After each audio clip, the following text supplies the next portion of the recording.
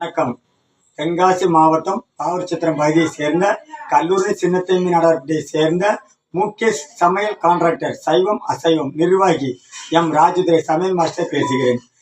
தென்காசி மாவட்டம் பாவூர்சத்திரம் பாவூர்சத்திரத்தில் உள்ள ஸ்ரீ வெண்ணிமலை முருகன் திருக்கோயிலில் பிரமாண்டமான 12/3/2025 மாபெரும் அன்னதானம், குறைஞ்சபட்சம் 25,000 பேருக்கு அன்னதானம் வழங்கப்படுகிறது.